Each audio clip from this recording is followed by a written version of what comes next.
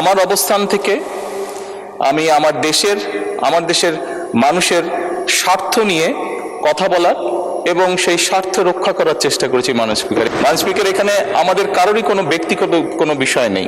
মাননীয় সংসদ নেতা, আপনি সংসদ কক্ষে প্রবেশ করার কিছুক্ষণ আগে এই সংসদের সকল সদস্য, সরকারি দল এবং বিরোধী দল থেকে বক্তব্যের মাধ্যমে একটি প্রস্তাব পাশ করেছে, আপনাকে ধন্যবাদ জানিয়ে। আপনার সাম্প্রতিক মালয়েশিয়া এবং চীন সফরের ফলে দেশের মর্যাদা বৃদ্ধি পেয়েছে বলে সবাই অভিমত ব্যক্ত করেছে এবং বাংলাদেশের অর্থনীতিকে, পররাষ্ট্রনীতিকে এক নূতন দিগন্ত সূচনা করেছেন আপনি এই সফরের মাধ্যমে। সেজন্য আপনাকে ধন্যবাদ জানাচ্ছি এই সংসদের পক্ষ থেকে। Welcome back to this parliament. আপনি কিছু বলতে চাচ্ছেন? জি মাননীয় স্পিকার, আমি কিছু কথা বলতে চাচ্ছি। বিসমিল্লাহির রহমানির রহিম। মাননীয় স্পিকার,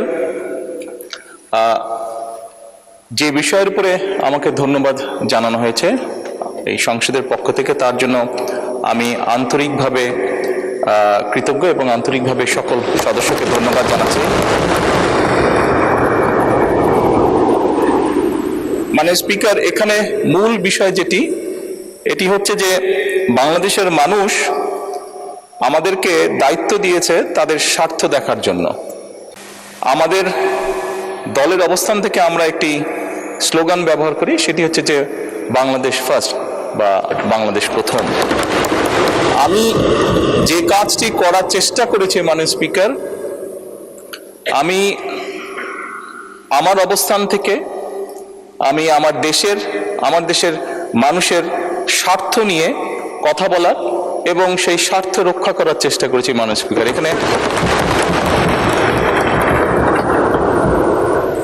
এখানে আমাদের কারোরই কোনো ব্যক্তিগত কোনো বিষয় নেই। এটি যদি কোনো কিছু অর্জন হয়ে থাকে, ভালো কোনো কিছু অর্জন হয়ে থাকে, এটি বাংলাদেশের অর্জন।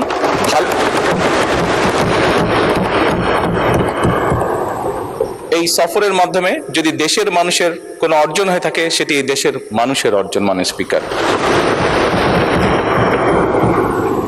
তবে মাননীয় স্পিকার, যেহেতু সংসদের সকল সদস্য, বিশেষ করে বিরোধী দলীয় নেতা, উনিও উৎসাহ প্রদান করেছেন দেশের জন্য, দেশের মানুষের পক্ষে কাজ করার জন্য, সেজন্য আবারও আমি আমার ব্যক্তিগত পক্ষ থেকে সকল সদস্য, বিরোধী দলীয় নেতা সহ সকল সদস্যকে আন্তরিকভাবে ধন্যবাদ জানাচ্ছি। ধন্যবাদ মাননীয় সংসদ নেতা।